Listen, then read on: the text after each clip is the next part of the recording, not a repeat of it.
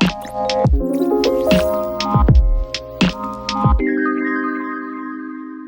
everyone, and welcome to our podcast on why euploid embryos fail to implant. I'm Dr. Keshav Malhotra. I'm the chair of the SIG for Embryology for Aspire.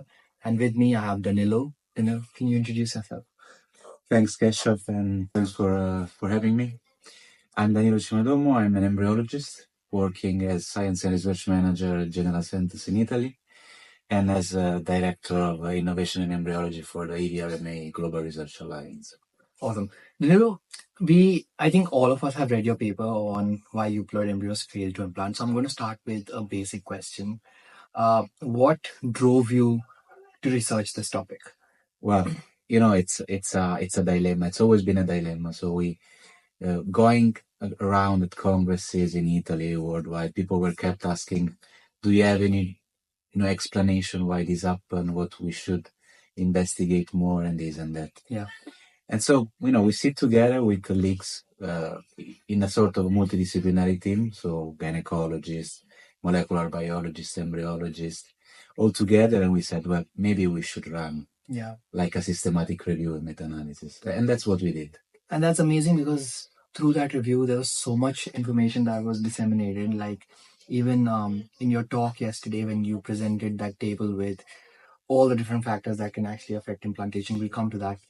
It was really eye-opening because you feel that once you've got a euploid blastocyst, that should actually rule out all the possibilities of implantation failure if the endometrium is normal, but that's not the case. So, yeah, you enumerate a few factors. Well, it took us like 1.5 years to summarize all whatever was out there. I can imagine. I mean, the paper is like 60 tables and Yes, several it is. figures. It's just like nonsense. That's why we had to like split the topics across several people, the several people involved in the several groups. Everyone bringing their own like expertise to the discussion. Well, what turned out as significant was again the embryo, so factors that are related with the embryo, and we know embryo quality is somehow indicative of its competence. There is an association with euploid. There is also an association with implantation when you transfer euploid embryos. But now we know the problem is the subjectivity in how we define quality. So that's definitely something. And along all the topics that we found in this review as associated with the euploid blastocyst implantation, I think we open new perspectives for research. And for us, for instance, AI in how we define quality could be helpful in the future. Then we look into the mother and all the hormonal, endometrial aspects.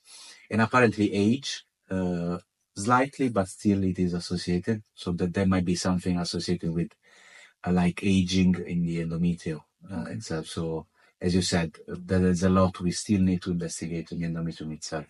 Even the condition of repeated implantation failure had a slight impact, as well as obesity.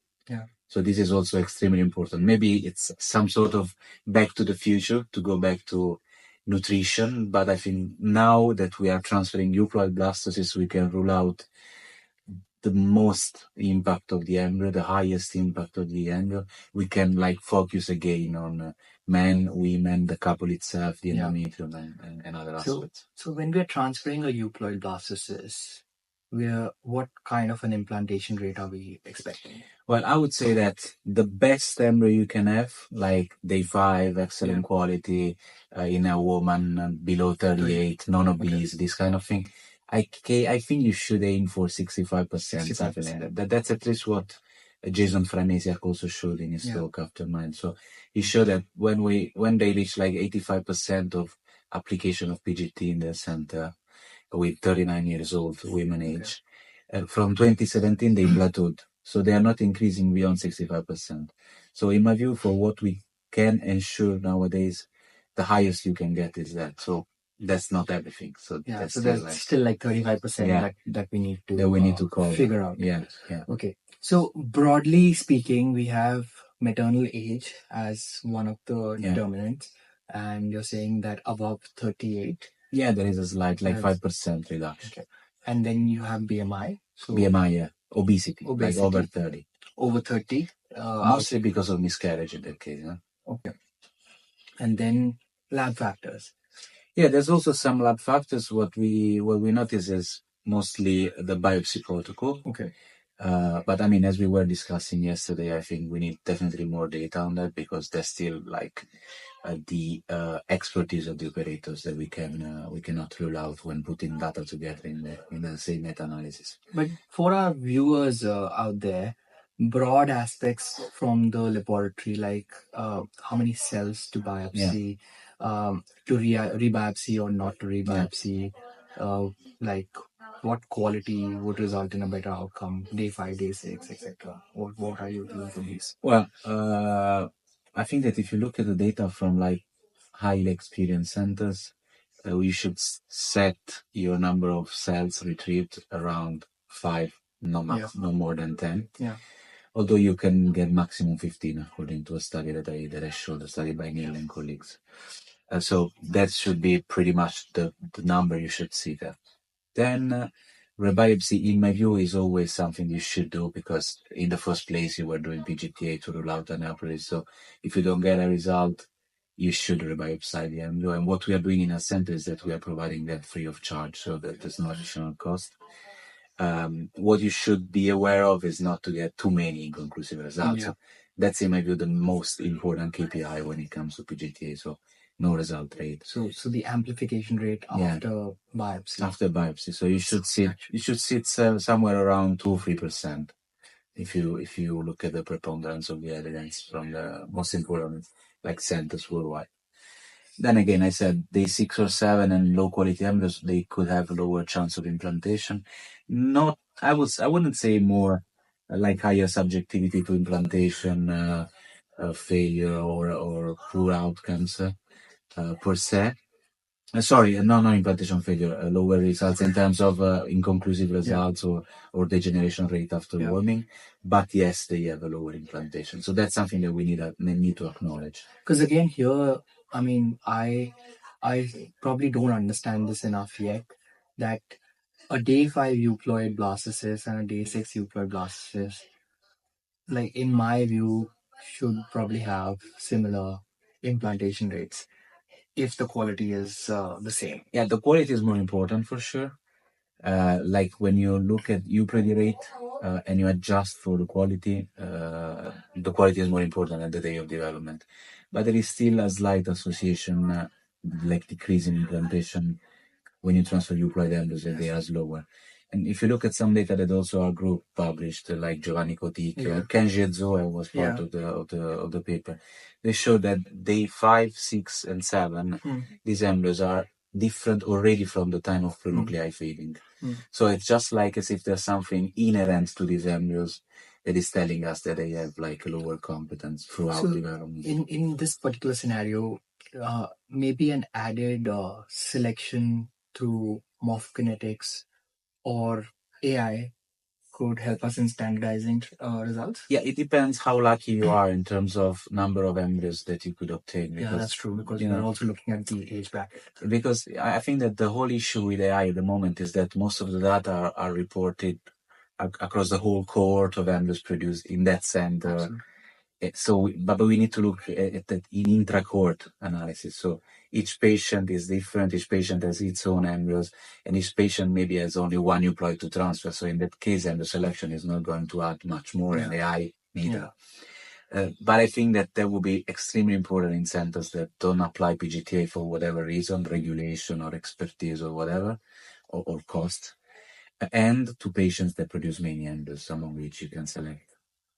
I think one more aspect in the embryology laboratory, which I kind of have some interest in, is the application of laser and whether laser could induce like results like mosaicism, etc. And I think there's some literature out there where it's multiple shot. It's saying that there is some study that is saying that poor biopsy technology is not. I mean, it's not introducing something biologically meaningful as mosaicism. It's introducing like artifacts in the results that in some centers can be reported as mosaic, in other centers as no result.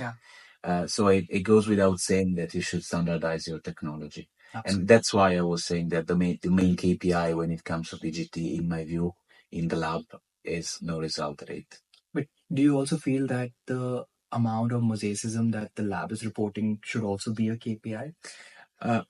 Yeah, well, depends if you report it. Okay. But it's just another way of saying poor quality molecular results. That's right. That's, I think, was in our history as a group, as Genera, when we started running PGTA.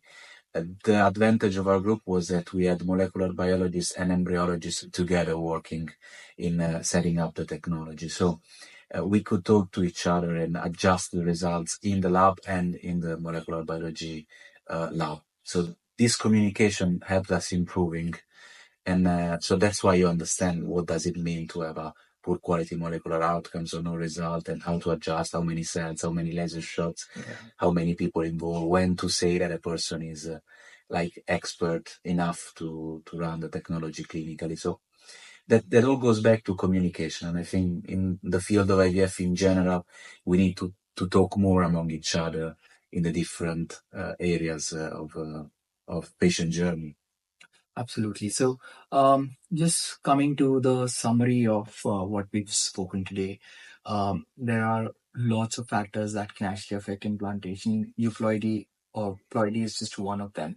But even if you have a euploid embryo, um, we are expecting about 65% implantation rates in our patients. Highest you can get. Highest that we can get. I'm sorry. Have to be optimistic. So highest we can get is about 65. Maternal age is a factor, and let's say our cutoff is 38. Yeah, 38. For the European population, maybe it's a little lesser for the Asian population because menopause comes in a little early. But that's something that we have to study about. Then we're also looking at all the different lab factors that can actually affect results. The biopsy technique, again, the genetic report that you got. We haven't discussed on mosaicism with you today because of lack of time, but maybe another day. But to end this talk here, what's next for you? What are you going to research on next? Yeah, well, the review open like different perspectives in my view. One is how to standardize the way we define nutritional aspects of the woman and of the man. There's a lot we still need to study about the man. That I mean, we took into account, but nothing turned out as significant on implantation. Again, standardize the way we call embryo quality, both as in a static or a morphodynamic with a morphodynamic approach. The microbiome, I think that's extremely important. Endometrial receptivity and selectivity, but in my view, from basic science perspective. So before we apply like a tool clinically, we should understand what's going on there. And transferring a euploid blastocyst is opening, a total new perspective on the endometrium, I think. And then definitely much more on the embryo itself, like other molecular aspects such as the epigenome, all the omic technologies, or subchromosomal aspects. That's a lot. It's a lot. I mean, it'll take a lifetime. It will take a lot of time, but I mean, our field exists for less than like more than 40 years. So we have definitely a lot to study, and for people doing my job, that's extremely exciting. I mean, Awesome, Danilo. Thank you for your time. Thank you for your insights, and it was a real pleasure having you here. Thanks for having me. Thank you.